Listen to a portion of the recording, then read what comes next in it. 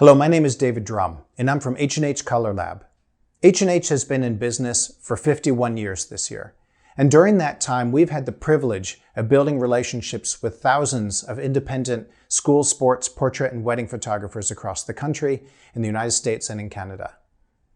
One of my favorite things to do is to get to know many of these accounts on a personal basis and get to know those things that they've developed in their business that make them unique. It's just who they are, but it's part of how they run their business and how they build relationships with their clients, how they work with their employees, and how they deal with stress. And certainly, in the last year, there have been more stressors that have come about as a result of COVID than we have ever imagined could happen.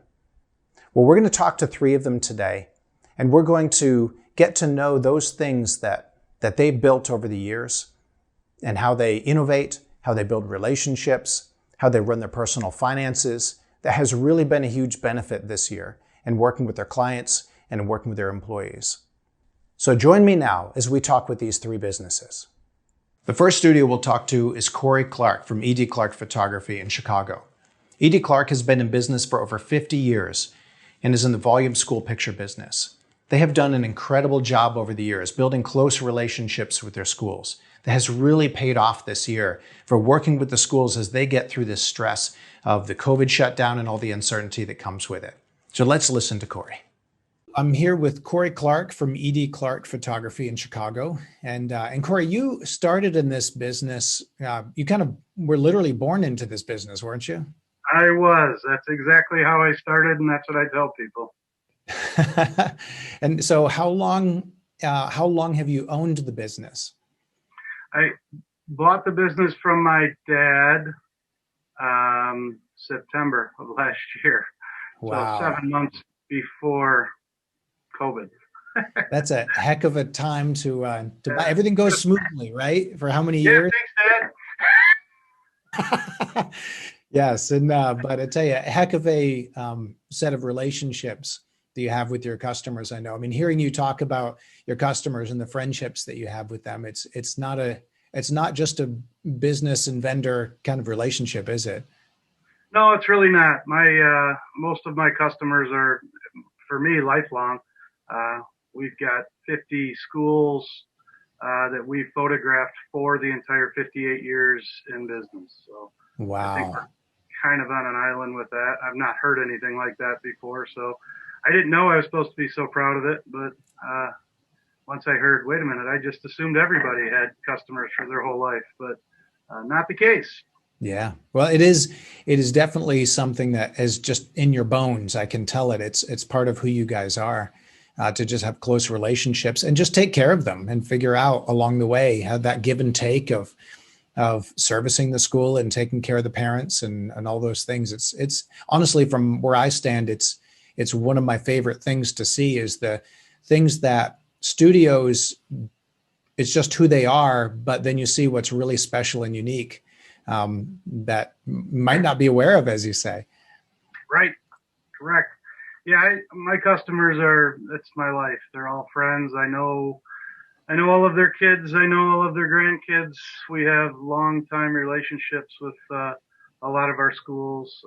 It's fun to watch a new principal or secretary come on, and the first thing they do is find me and go, well, good. I felt like I should at least meet you because I feel like I'm meeting a legend, or like I should get an autograph. So that's great. It sounds weird, but that's the reactions that we get from our schools. I think it's relaxing for them because it's one thing that they don't have to worry about. School pictures, they know, are being taken care of and in a timely manner, and service is above board. So yeah, we're pretty proud of that. And in a year like this, probably that's a super important thing for them because there's so much uncertainty. And so having that trust that you're just going to take care of them and figure it out, that's where it's at. Yeah, it was interesting because you get so, I don't want to say in a rut, but we get so on the rails and things are just, this happens in this month, this happens at this month. Well, obviously with the COVID and the pandemic hitting, everything was up in the air, and what I was getting was emails and phone calls going, now I speak towards graduation because when this March hit, we were faced with losing all of our graduations. We had kind of a divided. Our principals would say, half of them were like, you know what, we're just probably not going to do graduation and it's just not going to happen. And we kind of giggled because we knew or suspected that the parents were never going to go for that. And then we got those same calls back going, oh no, what do we do? Like all of a sudden it's, the parents had put a lot of pressure on them. So I think our customers really leaned on us to say, how are we doing this? What are we doing? Our parents understand that graduation is not going to happen, but don't you dare think that we're not going to have something to offer our kids for graduation. So come up with something. And that's been really, sorry, that's really when you really stood out and kind of came to them with a plan, right? I think so. We got to the drawing board, and I say we because I just want to make sure several times during this interview that I stressed that my management team was above and beyond and have been from the second this thing hit. We got to going on what we call virtual graduations. I think we were the first to the table, at least in our area, to offer videos. It was interesting to see. We just basically jumped out of the box March 15th, and I've been out of that darn box for too long. I want to get back in. I feel like I proved myself. Let me go back. Absolutely. Absolutely. So Corey, how many schools do you photograph now? I mean, on a normal year. We photograph 185, 190 schools. Wow. Most of my schools are 1,000 kids or more. I think we're kind of unusual in that, or lucky in that regard, with our area being as big as it is. Our schools are ginormous. We don't really have anything small, and it was a double-edged sword. It was great forever, but then when pandemic hit, my schools just can't do it. There's just no way to do it safely. So we were basically shut down. So once spring and graduations and you stepped up to the plate and really delivered a solution on how to honor these kids that are graduating to each of the schools with the videos that you put together. And then there's the uncertainty of summer, and then you roll into fall. What happened in fall? How many of the schools were able to have school in person, and how many had picture days?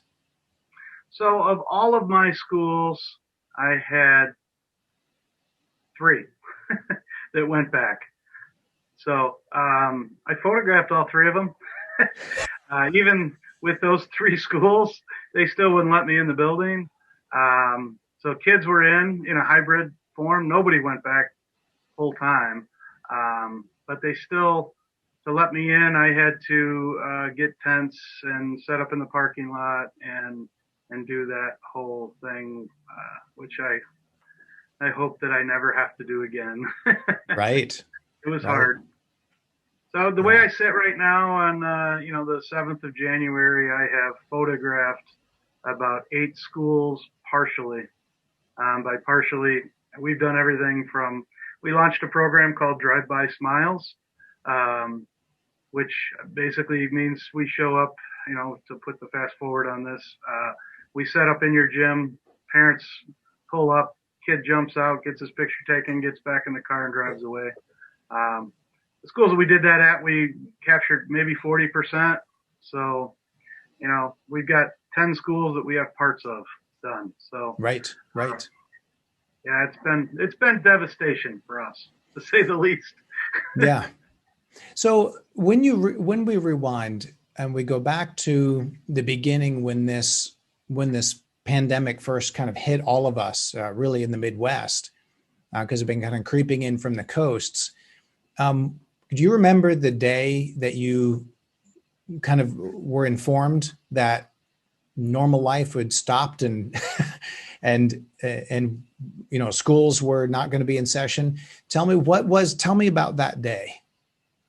So St. Patrick's Day is what I always consider to be my D-Day, I guess.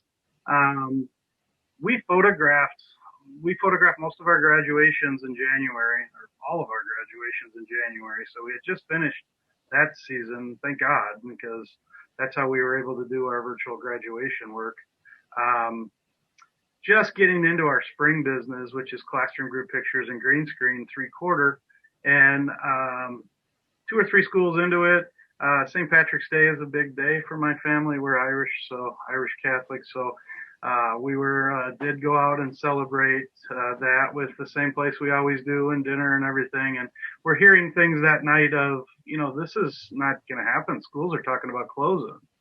At that point, I just assumed we were talking about a month or 3 weeks or 2 weeks. So I was preparing to scramble to figure out how to make up those schools in May that I missed in March and April. Mm-hmm. And so your immediate concern, it sounds like, was just rescheduling before the school was out. Yeah, how are we going to have the manpower and work with our lab to get schools turned, that I photograph in May by the end of the year. So right. I wish I just had that problem. I had no idea that it was going to be what it is now. So no kidding. And that was my immediate concern, was just how do I double up? Where am I going to find staff? Let's get this going. I think all along, David, our reaction, and my personality as well as anybody, let's problem solve, let's go. I don't put anything on a shelf. Mm-hmm. The second I get something that throws our way, we react. And we were very reactionary in the first month there. Yes. I was not going to go down without, a fight. And when, after that initial kind of round of, okay, we may have to reschedule before the end of the school year and compress all of our schools into a shorter time period, and what was the milestone that you remember that you realized that wasn't going to be the concern? It was something different. Well, yeah, somewhere around middle of March, I realized that spring pictures were not going to happen. At that point, I felt like even if the schools went back, we shoot traditional classroom group pictures, and they were not going to allow these kids stacked up on one another to take group pictures. So we were at that point kind of writing off our spring business and shifted 100% towards saving graduation. And what we were going to do to give parents, some sort of graduation. My schools were panicked, full on panic about how can you even think about not doing graduation. I had several schools announce it's just not going to happen. We're just not doing graduation. They said that's fine, but what are you going to do for us? And that's when they turned to me and just said, what are you going to do for us? And so graduations, are they typically something you do as part of your business anyway? Yeah. Well, once I photograph our graduations in January, I've steered away. I used to do a ton of the grip and grin or handshake or whatever they call it in the industry. We don't do that anymore. I'm sort of particular about what my pictures look like, and I just got sick of delivering blurry pictures with tassels across their face and everything. So we do our pictures a little different and deliver the product by March for graduation. So you were already part of the conversation around graduation. So once I already had the images, that was the big thing. That was huge for me. Yes. David, the thing that really got me on this, and since we're talking about that time of year, I had probably 4 or 5 schools that contacted me who I don't even know. Don't know a person, Adam, that said, hey, we're in the same boat. Our contracted photographer has shut down. They just literally said, we're out. They're not returning calls. They're not doing anything. Can you help us? So I found myself making videos from images that I didn't have. And one of the schools couldn't even get the images that they had from their vendor. And we had to do a submission from parents, which it just, things like that just amazed me through the whole thing. When the principal told me, we have 800 kids, I'll just have all the parents email me an image and give them to you and we'll make a video. To that I responded, Yeah, okay, let me know how that works. And they pulled it off. So Wow. that's just amazing to me that I know what works and what doesn't in this industry. I've done it long enough. Nothing like that has ever been even attempted. Wow. It's a joke to even to think. And for that district to have those parents just step up and do that is amazing to me. There was some cool things that came out of this. I'm probably going to pick up one or two good sized districts because of that. I would be shocked if I didn't. Trust me, I'm going to remind them of what I did for them. Sure. So that's Absolutely. what I'm doing right now. Actually, I'm in contact with, have meetings set up for two districts that we worked with in that time. So, but I guess the silver lining of the whole thing is we proved ourselves to some other districts that we're there for them, and that we're going to do things that they won't. So Now, when you look back, most of the businesses I'm talking to who share their story, there was these segments of time, each one of them felt like a year for most of the people I'm talking to, that was usually associated with a certain kind of work and getting enough cash in the business to keep oxygen going so that you could finish that segment, not even thinking about what the next segment of time was. right. Does that sound right for your situation? Yeah, there was a panic time where we weren't sure. The tragedy for me, I personally have 30 years into this. Anytime you're 30 years into a business, I feel like you should probably be financially stable, and we are. The companies that had any kind of loan or any kind of debt, I don't know how they got through it, because we worked for, several months with nothing. So, my spring carries me through the summer, gets me to fall. I just didn't have that. So we basically, for me, the real sad thing was the people that rely on me, the employees that I've had for years that just I had to look at and go, I don't know what to tell you. I just can't carry you. There's no way. With that was how you have that conversation to describe what's happening. How did that conversation go with your employees? How'd you talk about it? Well, the not so surprising thing at all, we dialed down to just management. Our photographers, unfortunately, we let go, and I said, "Here's the deal. In order for me to keep you guys on, we have to put you back on a camera, and everything I schedule is going to be, for just 3 or 4 of us. There's 4 of us total, so every one of them was on board and ready to go. So." I'm not to say that I carried all 4 of my employees through this whole thing. I did not. We took advantage of unemployment, and it was something I'd never thought we'd ever be part of, but that helped us through some of the spots, and still is for a couple people. But yeah, every one of my managers had just said, "Bring it, let's go. Let's see what we got." And I told them all, I understand if you have to look elsewhere, if you need to go anywhere, we all have our bills to pay. So, but every one of them stuck with me and are sitting in the weeds waiting for me to schedule stuff, and are there the day I have it scheduled. Right now we're starting to see a little bit more, that schools are coming back. So we're scheduling stuff in mid-February. So hopefully that'll be the case. But what were the things that you learned during this particular time? Well, ultimately, what I've learned is you can't guarantee. You're not guaranteed the future. So you better be able to be solvent. You better be able to carry yourself for 6, 8, whatever months that it may happen. And that's not completely foreign to us because we work with just schools. So dry spells with no money are not completely, uncharted waters for us. But yeah, the 9 months we weren't ready for. So Well, and I got to tell you, that's one of the reasons that I thought to reach out to you to have this conversation, because it is such a stark, to be dedicated to the schools and to have that size of a business and then just have the spigot turned off. And then to still make it, right? to figure out how to get by for those segments of time and keep enough cash coming through the business and have those hard conversations while you maintain the relationships. It's pretty remarkable. I appreciate it. I think that we have a business model that, thanks to my father, that it works, and it has for years, and it will continue. I find myself finishing all my emails now with, bring it.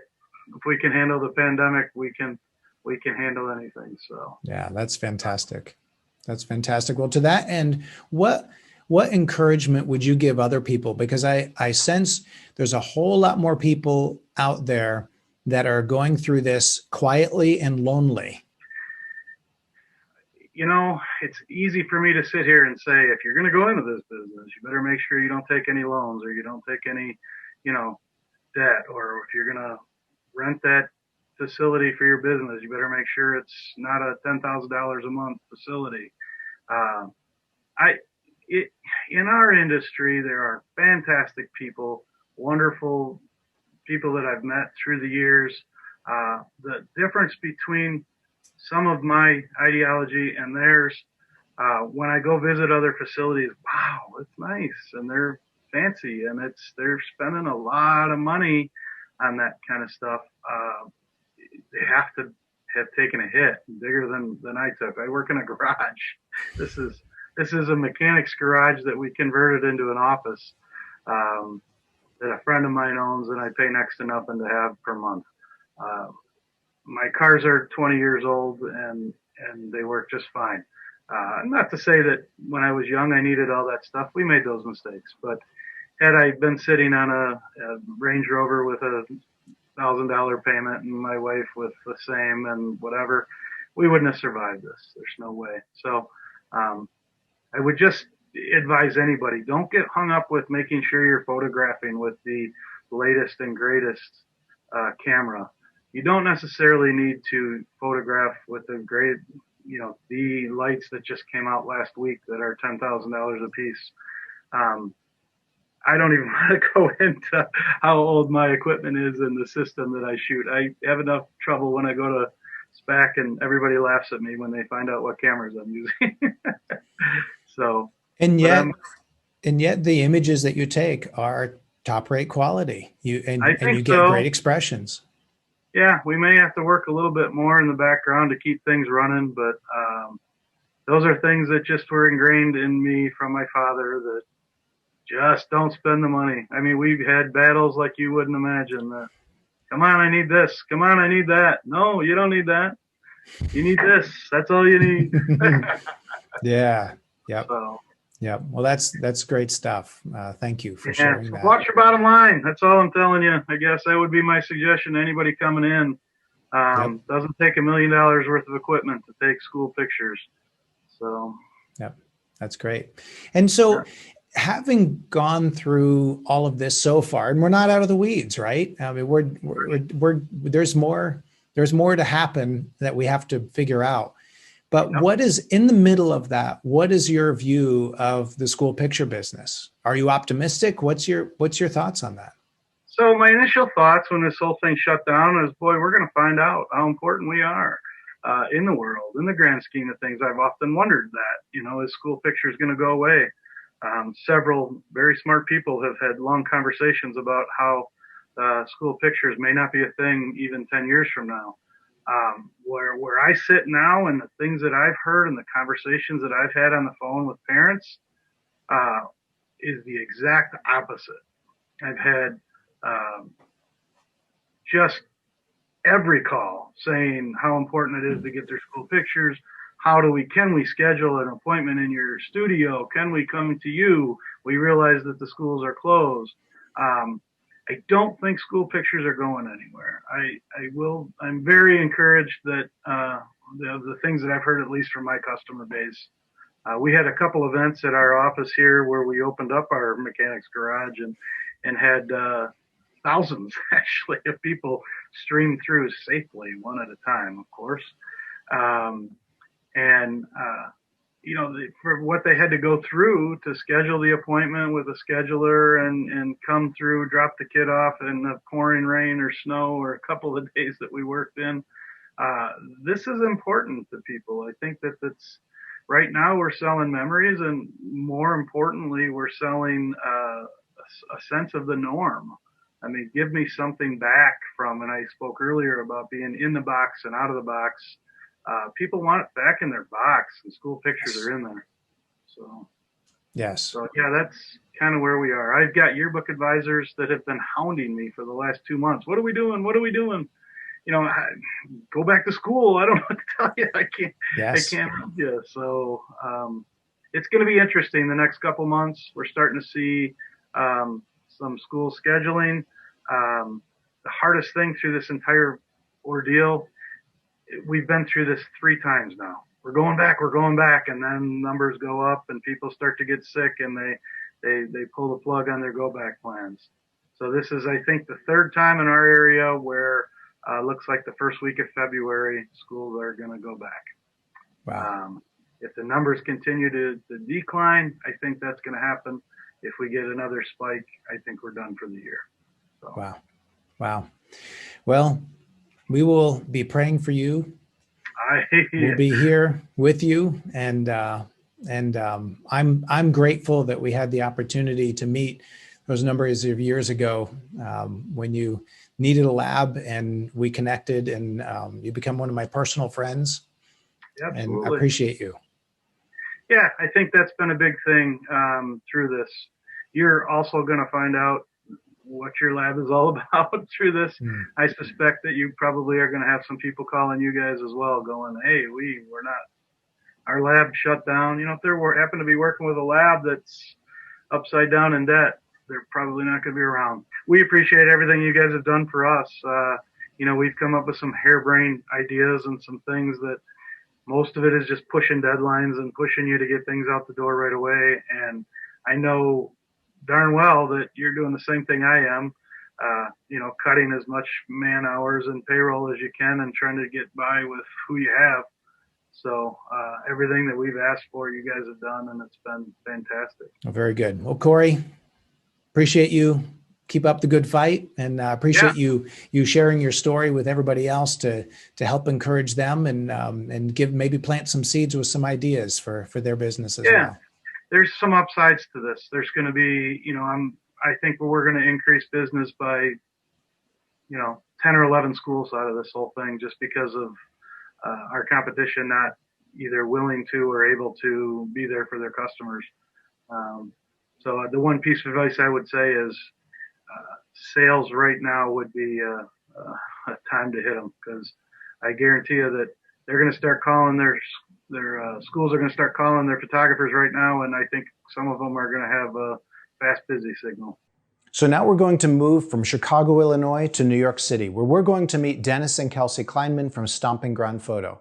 From the beginning, Stomping Ground has been an innovator, and you'll see when you talk to Dennis and Kelsey that innovation under all circumstances is just who they are. They've had a lot of blessings in the middle of all the hardship this year, and so you'll hear about that as well. Here's Dennis and Kelsey. First, give an intro of how you started in your business. When did you start, and what kind of work do you do now, and what kind of volume, so people have a context for what kind of business you built coming up to 2020. You want to take that? We started Stomping Ground Photo in 2009, and we have about 300 schools and 90,000 students that we photograph every year. Predominantly elementary, but we do everything from preschools, nursery schools, elementary, middle, high school. Wow. And then when 2020 happened, for your business, you still photographed some over the winter. And then, of course, when COVID hit in the spring, tell us the story about how that winter happened and what happened that spring. Our winter was a normal, we had a great season up until 2020. And then, we were just chugging along fine until March, 13th or something. Or maybe it was a little earlier than that. And then, everything shut down. Well, yeah, I mean, I think it was like the end of February when we probably started having conversations in the office. Right. And we sent out stuff to our clients saying, hey, this is what we're going to do to, kind of stay safe. God, it's hard to even remember back to what we were saying for those, week or two before it just kind of plunged off the cliff. Yeah.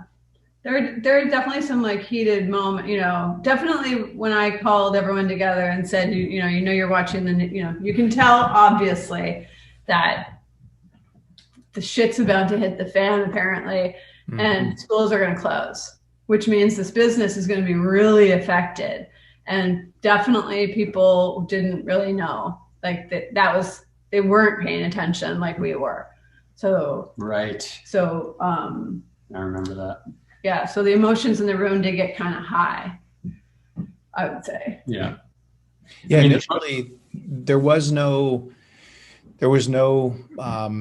idea about where employees, what unemployment was going to look like or anything, right? It was just, everyone counts on their jobs. We have our expenses, and oh, by the way, things are going to change. Looks like they may be changing here. So what was your first concern? When all this started to happen, where did your focus go initially? The 3,000 orders that we had sitting at schools was like a big thing, right? So we're on the phone with you a lot. But that's after. That's after. I remember because, I work with the photo teams. They were the first people. We were like, okay, how are we going to deal with this? Physical danger of like, are we going to shoot in schools? It was a week of that, of like, yes, like the last shoot that we shot, especially. Yeah, it didn't feel good. Because there was one on March 13th. Was it the 13th? Maybe. The last few shoots, looking back in retrospect, that didn't feel good, and we should have done those. That was we should have kept a diary. Yeah. Because we shot up until that. I remember that last retake we did, and then we said, that's it, we're done. This was before the schools shut down here. I'm not sure what happened in the rest of the country, but we pulled our kids out of school probably a day or two, we feel, too late. And then it was a few days after that, the school shut down. I remember when de Blasio said that they were going to shut down for the whole school year. And I burst out crying. Not because of the business, I think. I just think I was just like, what's going on in the world? Like, this is really scary. Yes, it truly was. And I think trying to remember how we felt at that time, of course, we look at it through the lens of what we know now. And it's kind of hard to remember until you remember certain days or events that you can link your emotions to it. Right. So there was that fear of and concern about how to operate safely before it was like, no, we can't operate safely. Like, we're not operating here. Well, for us, I feel like that window is so incredibly small. Like can we operate safely to shut down, to me, in my mind, was 1 to 2 weeks tops. Yeah, maybe 2 weeks. Yep.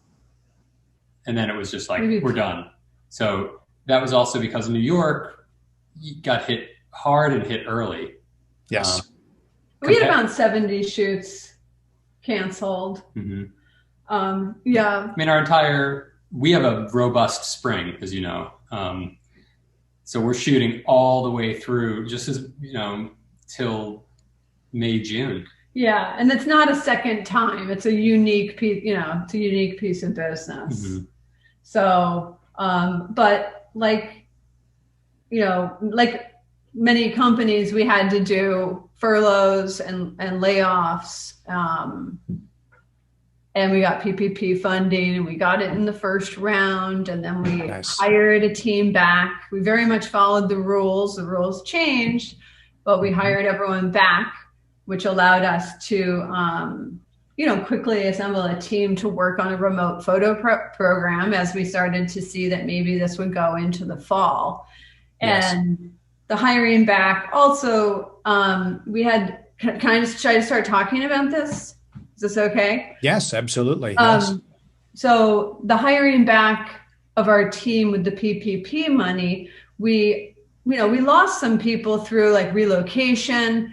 And at that time, nobody was thinking about if they were going to work remotely. Like we hadn't yet. Now we're a fully remote workforce, the office people. But then we weren't really thinking that way. So, we lost some people. And so when we hired back, we had the opportunity to hire back some new people. And I brought on developers that I needed to get these big, to get our systems better. And that was a bit of a perk. And, we did assemble a special photo team that solely focused on building a remote program. Was that your first idea? I mean, to go from we're going to have spring, business as usual, to we're not having spring, to we need a photography program where we're doing it over the internet, over a Zoom call. Is that something you'd thought of before and dreamt about? Or is this something that you just said, we have no other options, we have to do this? Were there any milestones in between there?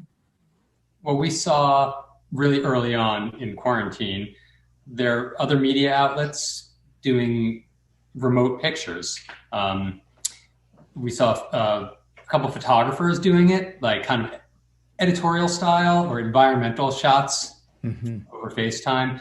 And Vogue. Yeah, I mean, the Times, Time Magazine, Vogue, you name it. Everyone just jumped on it. And if you searched hashtag FaceTime photo shoot on Instagram, it just blew up. So, we were paying attention to all of these things and going, well, wait a sec, is there some idea here that for volume, can we apply this to volume? Is that possible? Instead of focusing all of our energy and putting, our normal processes online, what happens if we look at something else and, take these four or five photographers that we had and focus on remote?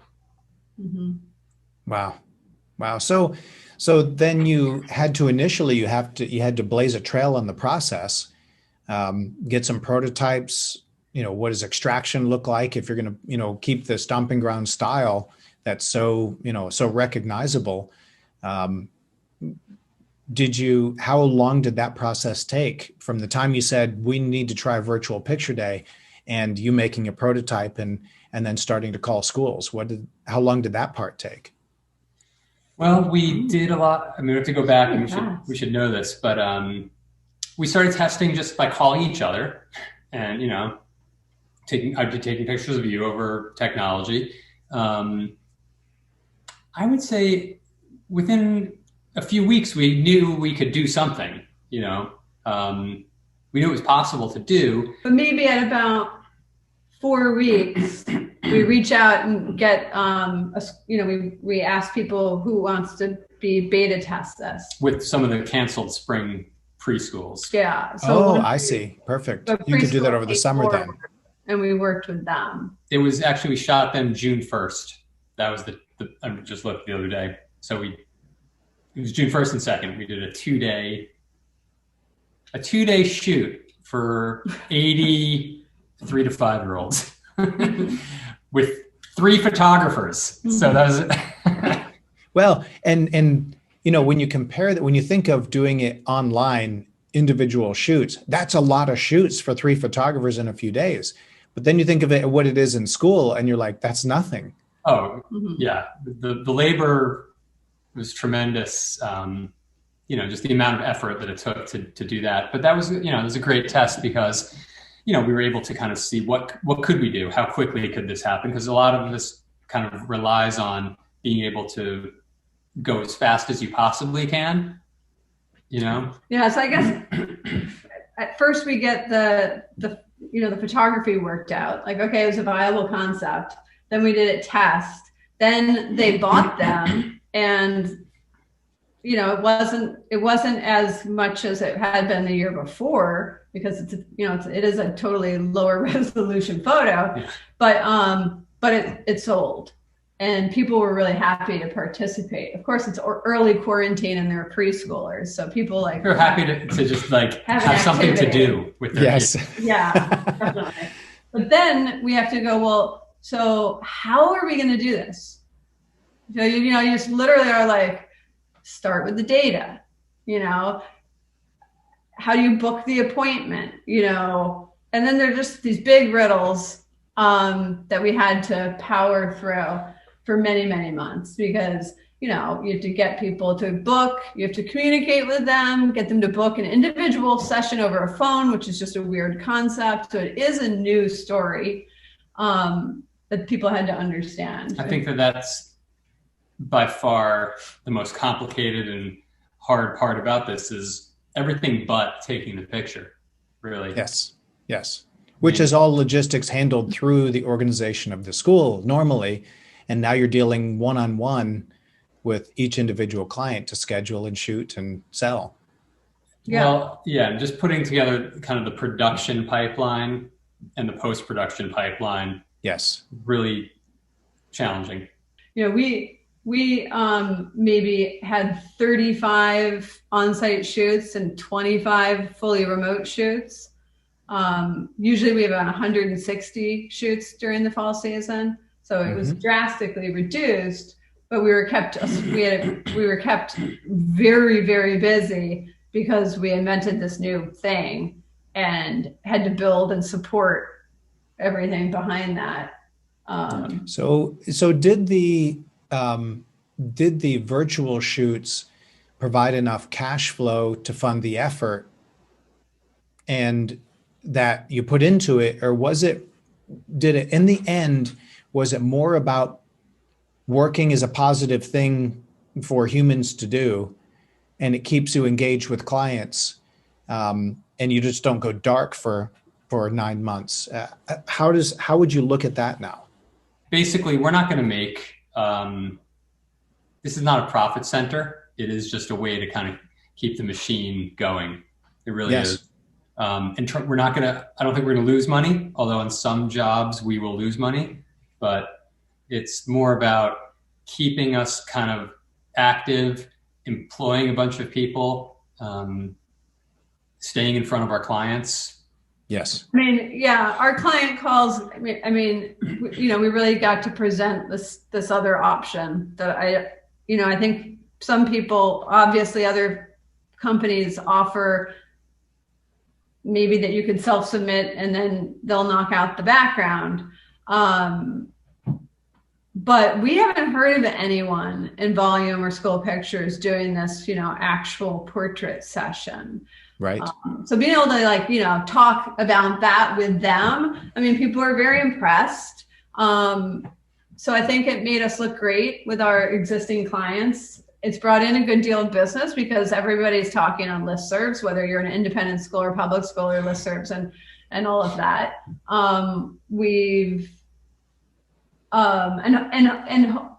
And some of that, new business will be great business that I think we will continue to have. Yeah. In that regard, I think that the remote program's better for our existing business.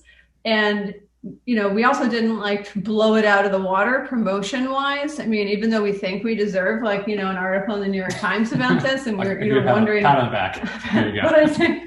That's what you got. But we also weren't really sure about whether or not it really was going to work, or whether it was a good idea, a mediocre idea, where it was in the spectrum. We didn't want to scream it out before we really knew. Yes. How did your conversation with your employees go about this pivot from the normal way you've been doing business to the online virtual picture day? Was that an easy sell, or did they get it immediately? I think it was an easy sell.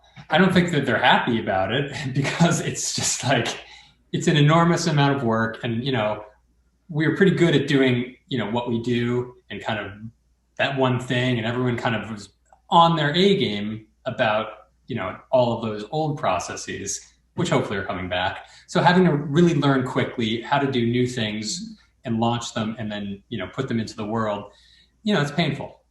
Yes. So it's painful for us, but, we have no option. We have to do it, and it's more painful to maybe be an employee and be like, oh, this is just really hard, So, yep. But I also think, I tend to think your team, as well as the schools and the parents, are seeing that you're not just going to throw your hands in the air and walk away. You're going to fight. You're going to stand and fight and figure out how to keep things going. So that's awesome. And when you look back, where would you say the peak of your stress was during this last 9 months? Or maybe there's not one, you know? Peak stress was really probably between March 9th and March 20th. I mean, it was pretty dark and scary in New York City, I think. And then just, all of the unknowns. And then I think once it came into focus, and you always remind yourself that everyone's going through this. It's not just you, that it's not just you laying off your company. But yeah, it's that dark March time. Definitely. Yeah. And so looking back at this point, and I know there's still some time for us to get some space from all this change and uncertainty to be able to really reflect. But at this point, what is something you feel like you learned during that time? We innovate and we come up with new ideas, and we're pretty good at that. And we're not afraid to put one foot in front of the other and just, try to do something. So that felt good, I guess, in retrospect, that, we were able to kind of rely on maybe muscle memory of just like, okay, we have to do something. Let's figure it out. We're going to do something. On a completely just other tangent, I mean, things that we've learned, and this, like we lost a photographer. We had someone passed away, and we learned that like it's okay to like really love your employees, and we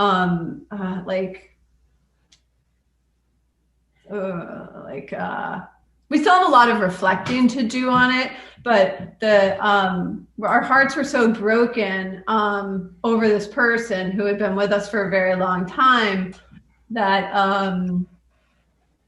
I just, I wish I had a better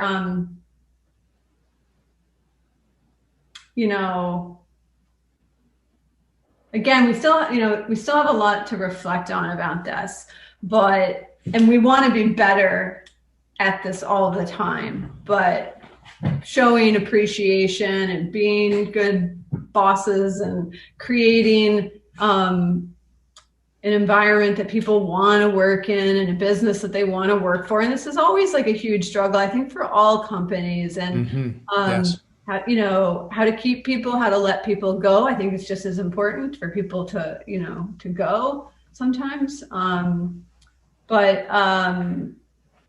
So I guess I'm a little bit tongue-tied on that, but we also had someone we love dearly relocate, and he was a shooter, right? So we'll try to get him a job where he can work remotely, and certainly he's been doing some shooting remotely. But so Dennis, really, they're his people in his department. He took 2 really huge hits. So existentially, emotionally, they were, closer to his age. And they were just like a really, really big part of our business.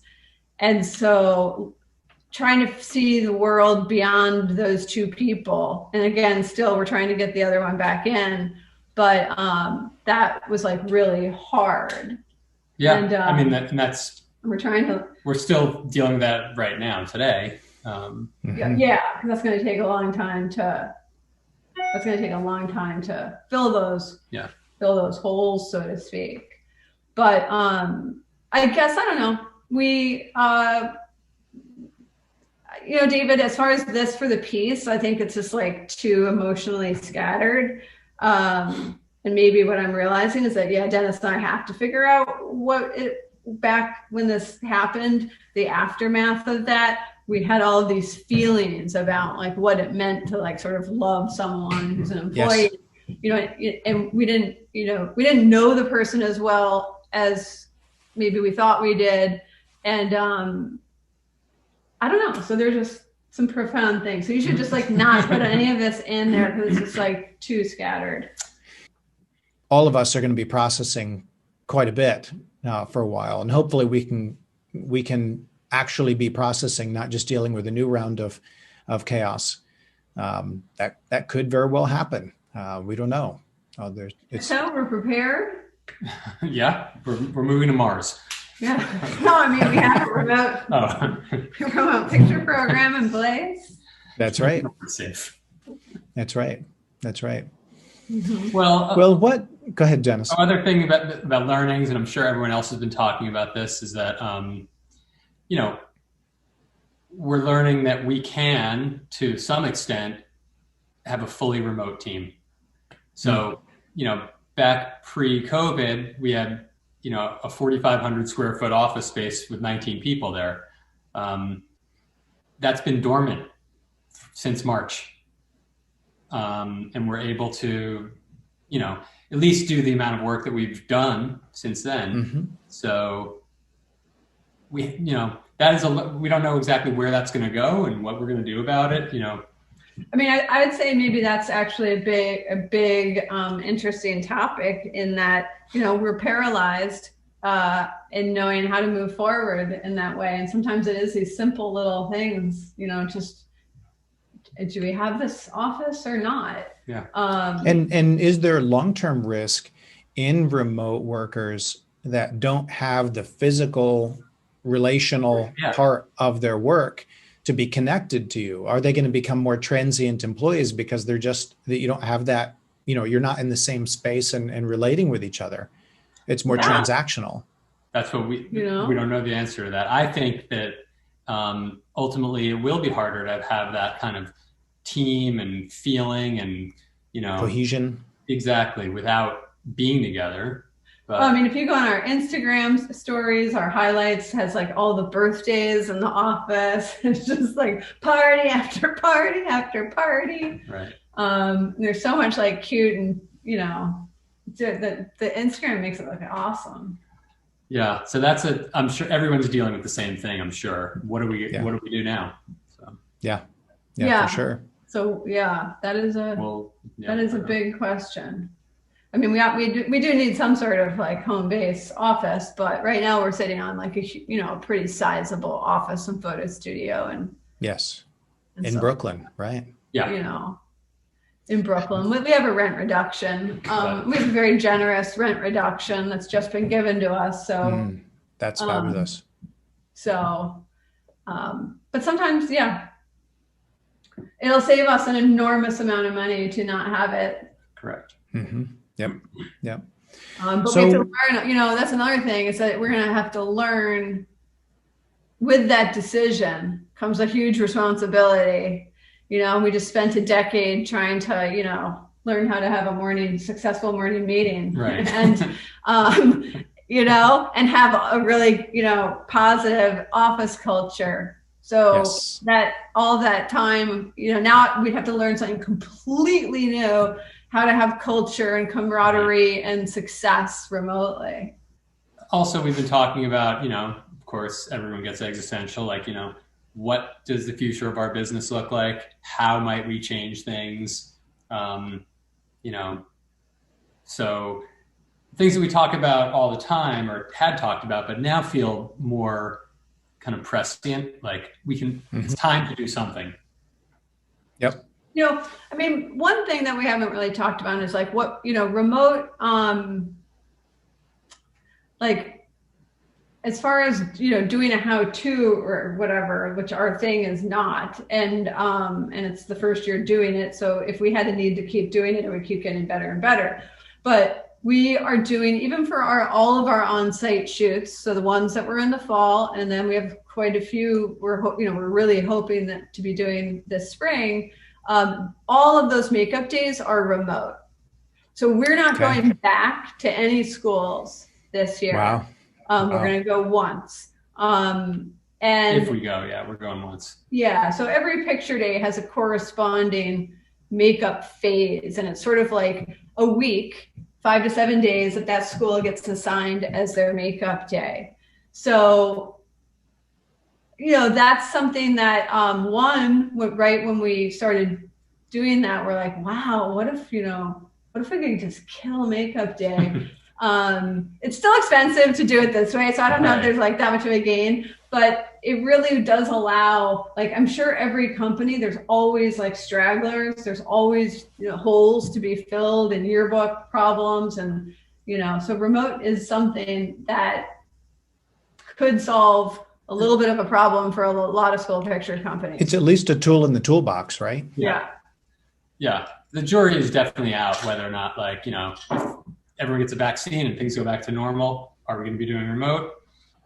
Well, if someone is struggling right now, they're driving for Uber Eats, they're driving a school bus to keep money coming into the family. They're trying to figure out how to have picture day. They're kind of reevaluating their life, right? I think all of us have done that in the last year. What do you want? What encouragement would you give them about the picture business? Try to figure out what you can do well and different than everyone else, and maybe apply yourself in that direction.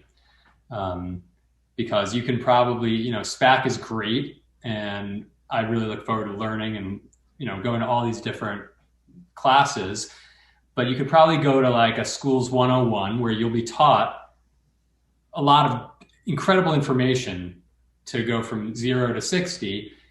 But, and I don't know because I've never taken one of these, but maybe I will. Do they talk about, here's some good technical things that you're going to, you should do, but what you have to really figure out for yourself is, how can we differentiate ourselves with the pictures we're taking from everyone else? That would be a good place to start, I think. Absolutely. Try to do something that looks different than the other companies and then sell that.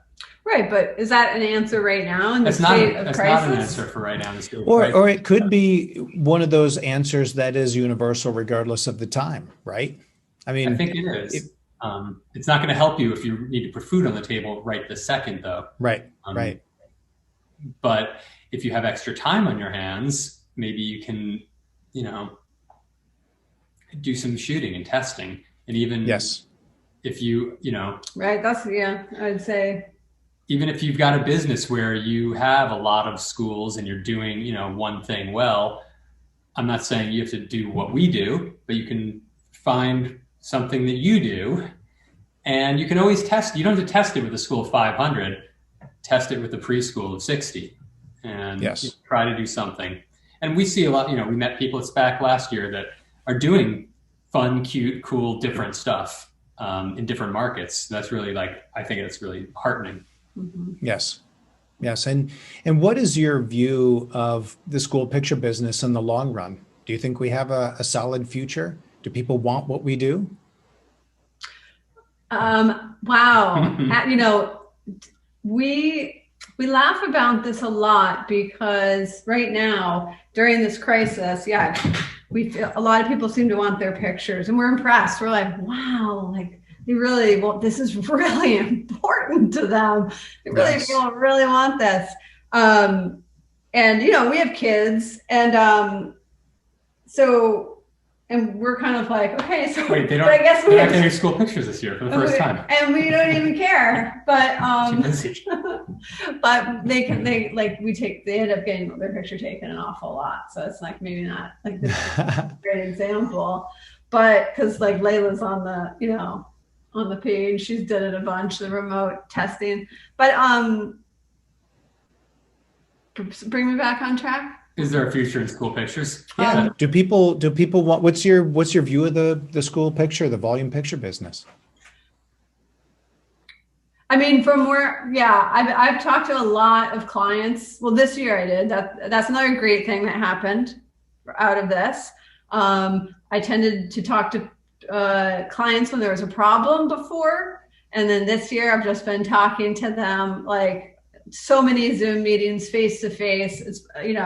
It's been the best. And I didn't like I know everyone in the school picture business is FaceTime, get as much FaceTime as possible. I don't really enjoy doing that. So I love Zooms though. I love the time efficiency and the amount of clients I've met this year, and it's just more bonding. But nice to get me back on track again. Well, you're talking about the future. Do people want school pictures still, and are they going to? Yeah, I think they really like school pictures. I think people really like school pictures. I don't get any sense of it. Well, I think that, K through 5 is not going anywhere anytime soon. Mm-hmm. That's what I think.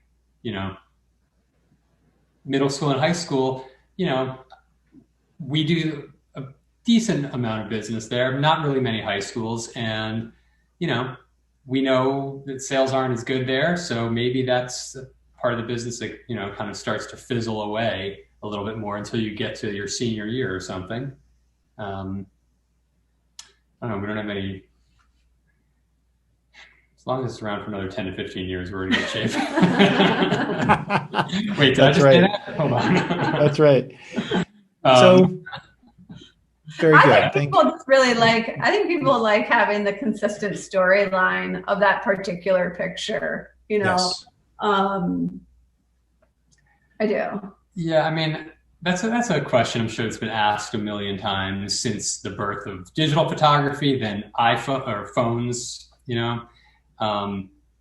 we always thought, even a couple of years ago, we were like, wait, can't we sell GIFs? Can we sell video? Can we sell, and maybe that kind of technology will make itself, known to us in a way that, like, what am I trying to say here? Kids making, TikTok videos, and they can do things that are just so much cooler and better, that they like better than a school picture. If the school picture industry could harness some of those powerful tools, the way that kids can make these things, these products, maybe that's an iteration. That's aimed certainly towards the kid and less towards the parent. But as the parents get younger and younger, maybe some of that language, if we could use some of that in school pictures, maybe there's something there. Yep. But I think your point is right. You use the word iteration. It's not going away or ceasing. At least at this point, we had a year of maximum pressure on budgets, with uncertainty, with distraction, with emotional stress, with all of those things.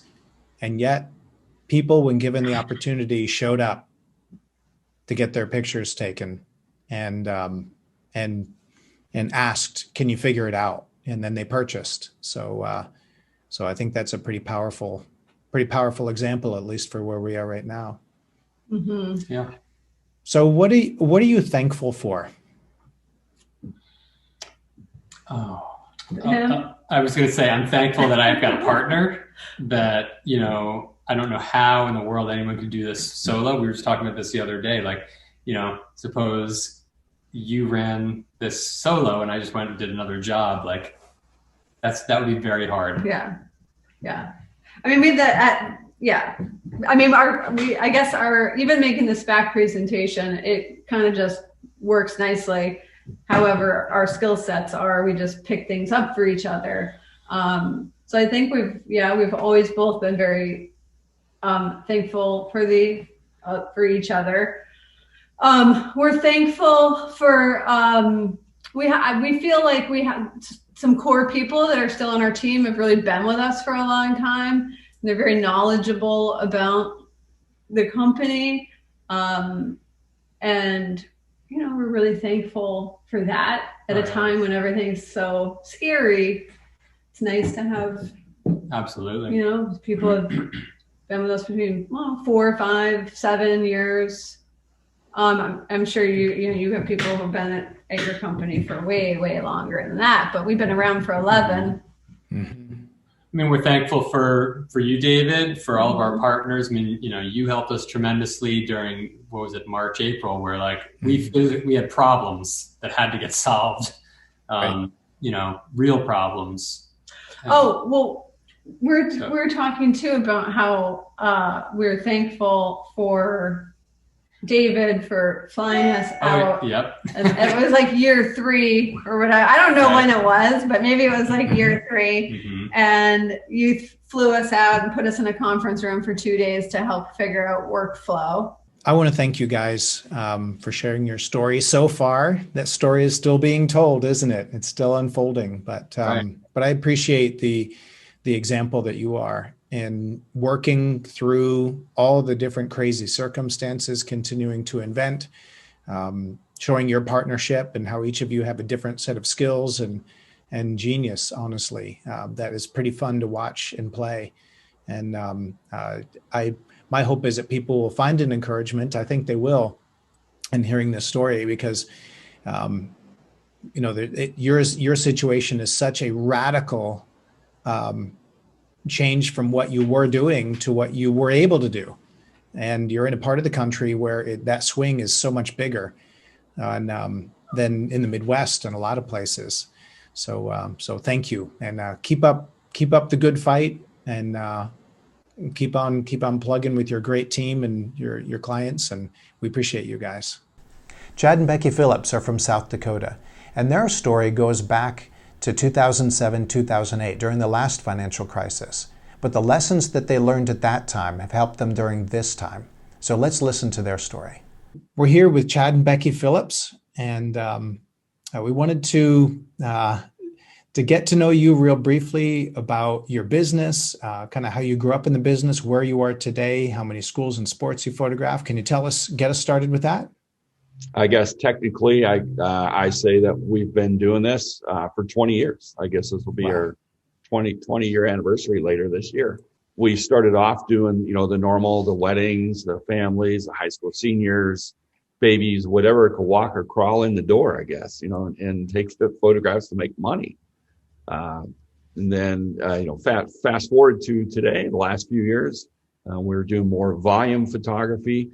And we photographed probably 65-ish, 60 schools, somewhere in there right now. And as far as sports, we don't do much for league sports, but we do a fair amount of high school, middle school sports associated with our schools.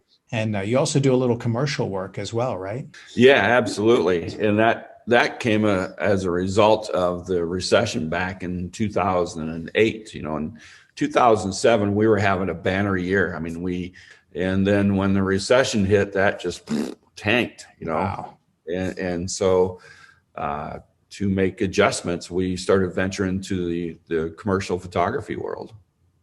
Yeah, and that's, I think, what's unique about your story as we're talking about it right now in 2021, that your crisis was the last financial crisis that we had.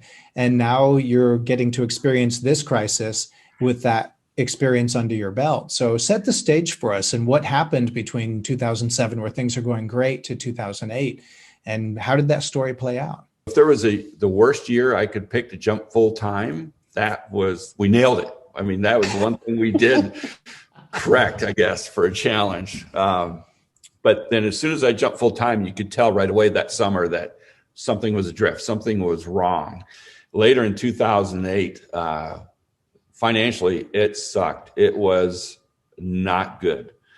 We had weeks, months where we weren't able to pay ourselves, like many other photographers. And during that same time period, what I can remember is I remember counting 14 or 15 full-time photographers and studios in the upper Midwest that had gone out of business during that time frame. It got so bad to a point, literally, there was one night where I go downstairs and I open up the cupboard doors, the pantry doors, and there's a box of macaroni and cheese and a package of hot dogs in the freezer. That's what we had for dinner that night. That was, to me, was the defining moment of us hitting rock bottom. In fact, almost brings tears to my eyes now thinking about it. So I had a life insurance policy that we kind of cashed in a little bit to pay our mortgage and get some food on the table. And then we went down and we got food stamps. It was like, we're at the bottom. We need some help to get us through. And so we lived on food stamps for a couple of months until I got a job, and that money started coming in, and we were able to get caught up with our bills and stuff. And so that helped. So we sold our house. We downsized immensely. Our boys weren't happy because now they had to share a bedroom. Yeah. At that point, we had 2 at home. Was this kind of a progressive revelation of all these things hitting, or was there a point in time you can think of that you knew, okay, we're in trouble and we have to make some radical changes, or was it an incremental thing? It was an incremental process as far as watching the industry, watching our country, and watching business in general. And so when Becky went to work and you were full-time in the studio revamping the business model, tell us how did that go? Becky went back to work for 2 years. I went and drove school bus, and that's not something I tell people, because you know how embarrassing it is when you're this full-time photographer. You run your own business and you're driving the big yellow bus down the road, and there's a client that pulls up alongside of you and is waving at you in the window. It's kind of embarrassing. Between Becky's income, my income, that would go to pay our house. And actually some months it even paid rent for our studio, didn't it? My school bus schedule worked out great, that I would drive early mornings or mid-afternoon, because at the time we were still doing, the typical weddings and seniors and stuff. So I could do that in between doing everything else. I need to find a way, how can we make money now during the winter months? Because this isn't the right thing to do business-wise. And so I knew there was 2 things. One was to get into the commercial world, was to start doing headshots, marketing photographs, real estate photographs, product photography, things like that. And then the second thing was doing video. We found a way that we could make money during those off months, aside from our normal portrait business. So did you find that from other photographers? Did you figure it out by talking to people locally? What flipped the switch for you to look that direction? Wow. My big head. That was brand new, wasn't it? It was. And we found that photographers also had the mindset of, I'm a portrait photographer. That's what I do. Yeah. And we were like, we got to get out of that mindset, because that's what killed a lot of the photographers in our area, because they just stayed in that little box. That's who I am. And they felt it was lowering themselves if they were going to be a commercial photographer, because I'm a portrait photographer. Well, good for you, but are your doors still open? One of the other incremental steps was learning that we need really to run our photography business as a business. What do you mean when you say that, running the photography business as a business? I knew I wanted to stay in business as a photographer. And let me rephrase that. I knew I wanted to stay in business for myself. It doesn't matter if it's vacuum cleaners, watches, photography. I knew I wanted to work for myself, right? Mm-hmm. And so if I wanted to stay working as a photographer, I needed to find ways to make money. And there was a time during that 2008-9 timeframe that something clicked in my head that said, I need to find ways. I got to look outside of that box, like Becky said, and find ways that are going to be profitable or make money for us. What I'm hearing in this story is really a whole series of kind of chipping away at your identity, wasn't it? Yeah, and for sure. That's when that's happening over a period of time, that's accumulated stress. Unless your mind really changes, if it's just more chipping away at who you are, your identity, that's a big deal. But if it's adjusting your thinking to the reality that's there, maybe that's different. And so how do you, looking back now, how do you see that part of it of, you mentioned the word ego, and how do you see what happens during that time period for that part of you? It was a humbling experience. I mean, it's something, that time frame is something that brought me from, my ego, my manlyhood, whatever it is, from here, and brings me down to here. It did several things. It taught us how to live a much simpler and happier life. Taught us to reduce our debt. It taught us to keep our finances in check. So, like the last few years, like for us, last, few years of business has been great. When did you kind of get back to a healthy full-time photography business? As he was growing the photography business or the commercial end of it, that's when kind of that switch started to flip, because it was like, okay, he's getting busier. We then had the opportunity to purchase a large volume school business.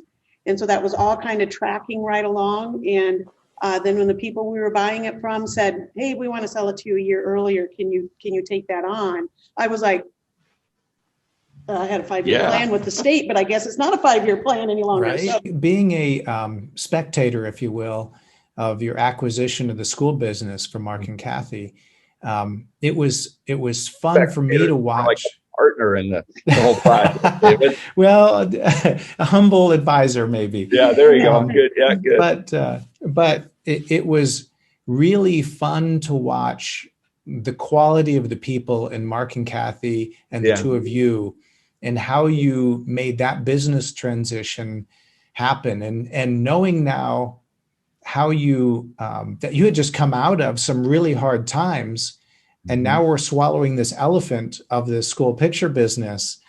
How did you not have PTSD of the risks you'd already taken in wading into this new? Because my respect for you has just gone like this now that it's clicking, everything that was going on in the sequence of events there. It was. We knew it was the right thing to do. Yeah, it was just like, we just knew it was like, you got to do this. And sure, it was a risk. It was, we had to get a big loan to buy this business. And we were just like, oh, wow. It was just like, this is something we need to do. Yeah. We felt and that. And what year was that? Mark and Kathy took us out for dinner one night towards the end of 2011, I think it was, maybe around Christmas time, early 2012. And we had been friends with them. We'd go to church together for a number of years before that. And they were looking at retiring in about 2017, I think. Let me think. We bought it in 2018. 2018. Mm-hmm. So they were looking at retiring originally in 2019, I think it was. And so anyway, they took us out to dinner and asked if we would be interested in taking over their school, their volume business. And we didn't even go home and discuss it, really. They were like, oh, go ahead and, take, we did talk about it, but they were like, take your time. But things happen when we make decisions. We know if they're going to be right or wrong, and we just knew that this was the right move. And we were given the opportunity to buy a business, but they gave us the chance to get into the business. And I worked for them running our commercial business. I was working for Mark at the same time for 6 years, something like that. Amazing. Yes. So we would go photograph schools. I was in the schools with him. And over that course of time, he was handling it like I was taking it over. And then 3 years ago, they came to us and said, we're done. We were afraid that if we didn't say yes to them right away, and if we asked them, well, let's just carry out another year, that we'd lose business just because we were seeing how it was trending. And I, at that point, was working for Kathy. I worked in the office with Kathy for 2 years before we bought it. So I left my good state job to work in the studio, hoping the studio would be able to pay both of us, because we were, it's a temporary job when you're working in the fall for a school photographer, and, you're working 2.5, 3 months maybe, and then we were done. So we knew that wasn't money that was going to pay the bills for those years until we were able to purchase it. So for 2 years, we were living off of our commercial photography business, basically. But we could also see in the future and down the road that this business we have the opportunity to purchase could grow. And we wanted to grow it, and we could see that potential and what it could become. And now looking back, what a blessing it was, first, to go through the hardship. And I would have to say that how Mark and Kathy saw you treat hardship in 2007, 2008, 2009 was instrumental in them choosing you, basically, to to consider taking over their business. But then humility pill 2, come work for us while you have your own studio for multiple years, not just one fall, but multiple years. And then to have it moved up a year, which is good for you, good for them. And isn't it interesting now, good for the current situation that you had some more time under your belt to get some more seasons, to have some capacity to handle another round of crisis. Yeah, we have a great relationship with our bank, and we used working with our bank when we bought the business. We went through the Governor's Office of Economic Development, and there was some money, state money there that we could borrow to help us at a very low interest rate to help us invest into the business. And we were told by the Governor's Office, the Small Business Administration, and the bank, the two things that helped us to get the loan was our time working for Photography by Mark and me being with him for the 6 years beforehand. And then also our tenure, our long-term tenure of running our own photography business. Because when you go to buy a business like this, there's a lot of what they call blue sky. And so you're going to pay, X amount of dollars, a large amount of money for a business, but your actual physical assets are way down here. Yes. And when we went in, the SBA told us, they said, well, there's a lot of blue sky here. And my reaction actually was, yep. And for those people that are watching that are thinking about buying someone else's school picture business, or thinking about if you're thinking about going out on your own, this is a great example of how this thinking works and how to deal with blue sky, with reality, the reality of having longevity, having your own business, and working for people and actually learning the business, rolling up your sleeves and doing the grunt work for years. Yeah. And then you're proving to people that are loaning you their money that you can really make that stick. We also had a lot of, contracts, agreements with schools for the next year. And then for the next several years that I had booked some. So we had that projected business. And so we don't need to go in today, but there's a lot of things that goes into buying a business. But then also keep in mind that when we bought the business, it was not the size that it is today. So even in 3 years, we have grown the business significantly. I don't know the exact numbers, but I'm going to say 35-40% we've grown in the last 3 years, and over 50% in the last 5 years when you include the time that Mark owned it, because him and I were working together to rebuild the business and add on more schools. So now looking back at that journey, 2006, life was stable, corporate jobs, all those different things, doing photography on the side. 2007, making a commitment. 2008, jumping in. That transition, driving school bus, working at Toys R Us, working for the state, just to make things happen, building a new commercial business model, then getting stable on that, then acquiring, starting to work, I guess, in the school picture business, and then acquiring that business. Yeah. And so 2 years from acquiring that business to COVID 2020. So when spring hit in 2020, what was your mindset, and what did you draw forward from what you'd already been through that helped you this year? The first thing that we were drawing on was our faith in Christ, honestly. That seems to be a cliche a lot of people use, but we knew going into this last year that we were going to be okay, that we could work our way through it. We were staying in constant contact with our schools, just letting know that, hey, we're here, and let them know what our COVID process was going to be. And so before they let out, we kind of went with the pattern of, okay, we're going to be in a COVID fall. So we already knew, and then we actually, that's when we started getting a hold of the lab of H&H Lab. That's when we started getting a hold of the lab to visit with them about what can we do, and as far as staying safe and so forth, getting some tips and words of advice from other people. And we started making our adjustments early on in the summer, and we were still keeping contact with our schools, letting them know. So by the time the school year came around this fall, they were already comfortable with our process. They already knew what our process was going to be for doing school photos. So that was our big concern. Big thing. They also knew that we called this year the fluid year. As far as all of our schools, we talked to them that, if something happens and dates have to change, please be fluid with us, because that means your date, if one school had a hiccup, that could back the calendar just. Oh, yeah.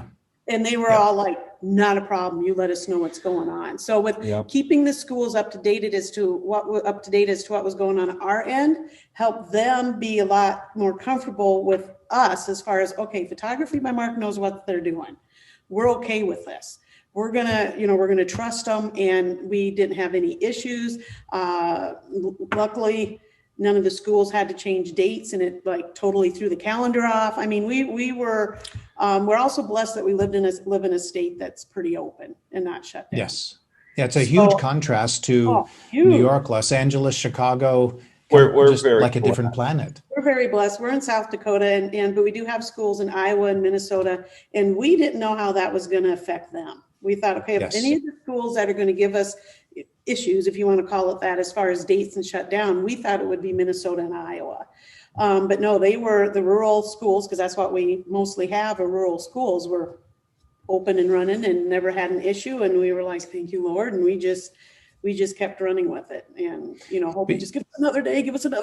That's right. But I think the two things that really stand out to me and how you handled this next crisis that came through was I saw early on in our conversations a contrast with how calm and level-headed, I think you said it earlier, kind of business as usual, commit to that in the sense of expecting that those things were going to happen, and communicate it in a way that instilled confidence in your clients that you had this under control and could operate whatever those conditions are. You had a plan, and you were one of the earlier people to be communicating, I think, with your schools about that. And I can't help but think that stability that you projected to those clients was key in even some of their thinking over the summer and some of their planning. And obviously there's bigger forces at work with decisions on whether schools are open than we can control. But you definitely teed that up. And I think the other thing that I saw throughout the summer that I really respected was the ability to combine a plan that you're relaxed and confident in with the humility to know it could change tomorrow. And being matter of fact about, we'll roll with that if it happens.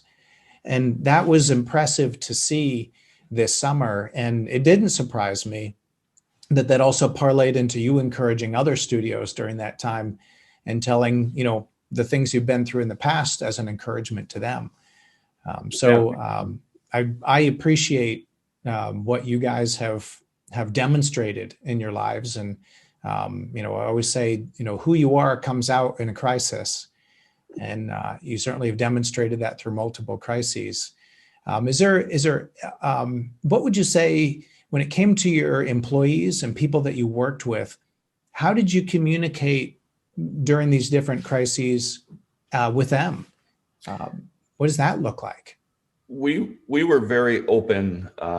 We had, at that time, we had two people that were working for us, one full-time and the other part-time, but year-round. We have other people that work for us seasonally, but two employees year-round. And it helps when they're family, so they kind of know what's going on, but we're also very open with them, what's going on. But we also reassured them that we were doing our best. I don't want to say to keep them on board, because that sounds pretty brash, but we were doing our best to look out for their interests, because we knew this was going to be a hard time for everybody, as you well know. And just very much like what you have done with the lab, we are looking out for our employees really before we were looking out for ourselves. And so there was a couple of months that we weren't even, this last year, where we weren't paying ourselves, but where we were making sure to pay our employees first. And we also told them, we don't know what the fall's going to bring with schools, and money's going to run out. I told both of our employees, money runs out August 1st. Yeah. I said, so if our schools start canceling, they're both like, we're not getting paid. You can go. Because neither are we. It's like, that's right. So, and as soon as school started, rolling in August, and we were back up and running. So, yeah, we kind of pushed the envelope this year, but what can you do? Again, run it as a business. You have to. Right. Yeah. Absolutely. So what outside resources during this latest time helped you over this last 8 or 10 months? What were the things that influenced you or encouraged you or helped you during this last year? Well, number one is our relationship with our bank.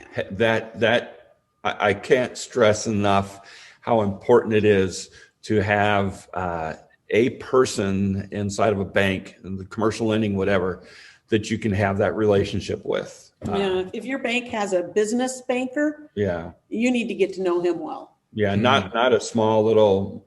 You have to have somebody who knows business inside now. Because I know if August would have come and schools had canceled and we were short on money, I could have made one phone call. And we would have gotten a loan or something to carry us through. Would I have wanted to do that? No. But if that's what was going to save the business, I would have. But knowing that, we have a good relationship with our business banker, and I could have just made that one phone call and he would have said, don't worry about it, we'll get it for you. So that is so important. If you have a business account and you're just running it, it's just a business account within my bank, I'm not worrying about it, I would really suggest calling that bank and saying, hey, do you have a business banker? And getting to know him, her, whatever it is. And take them out for lunch or something and just really get to know them, invite them over to your studio, whatever, so they can see who you are and how your business runs. And that, in the end, I believe could save your business. And I know if we'd had issues this fall, that relationship would have saved our business. Yeah, we were not and am still not worried about going out of business.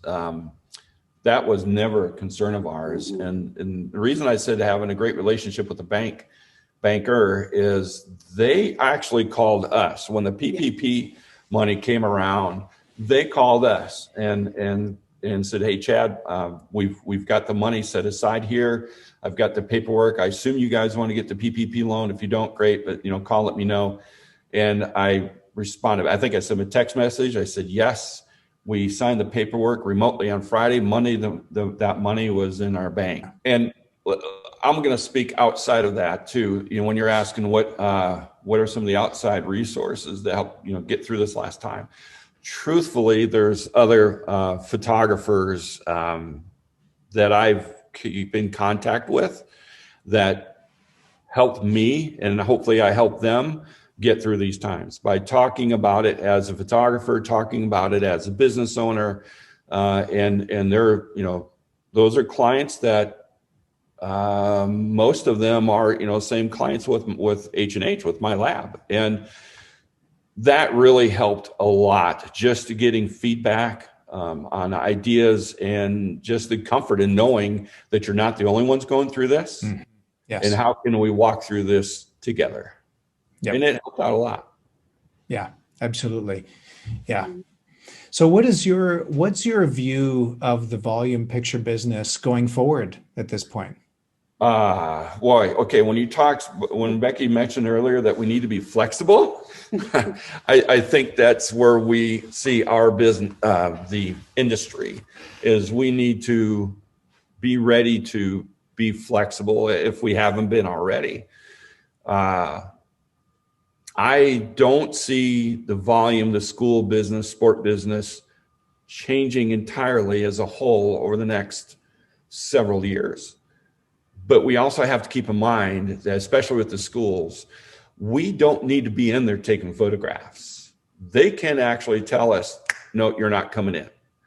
So with that in mind, we have to really make sure that we're taking care of our clients, taking care of our schools, taking care of our administrators, because we don't want to lose that. We don't want to lose that to a competitor, but we don't want to lose that to a simple web camera on a computer that they could go to. So we need to be flexible, but we need to be aware of our future. I view COVID this last year very much like when 9/11 happened.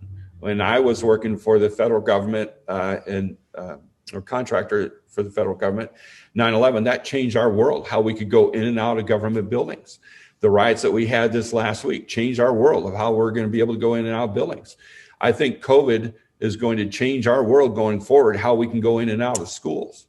So we need to be ready to adapt to that. I don't really see a lot of changes coming down the road, but we need to be respectful of their safety and their security in the schools. So that's how I see the industry changing, wouldn't you say? Mm-hmm. Yeah, and one of the things that came up in COVID was the ship to home, which I think, as an industry we talked about before. And is that going to change for us? Because when we don't do ship to home now, I don't think that's going to change, but I could see that being one of the things that could potentially change in the future. How we go into a school doing photographs could possibly change, how we set up, how we handle the safety and everything, keeping kids safe. But again, we made those adjustments last spring of how we keep the kids and our staff safe. So our protocols were good. We went through the whole season. None of our staff got sick.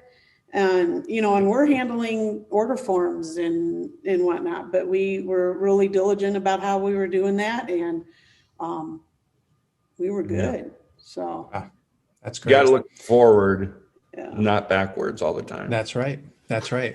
So I think you guys have been a great example about how to learn from looking back and gain the right kind of confidence with humility, but then also stay light on your feet for adjusting as new circumstances are thrown at you. So guys, I appreciate very much your being willing to share your story. I hope it's an encouragement to other people that are going through something fresh, their first round of crisis now, and that they can see that you can build resilience in your mindset. You can build resilience in your business, but it takes a lot of humility and to do that, doesn't it?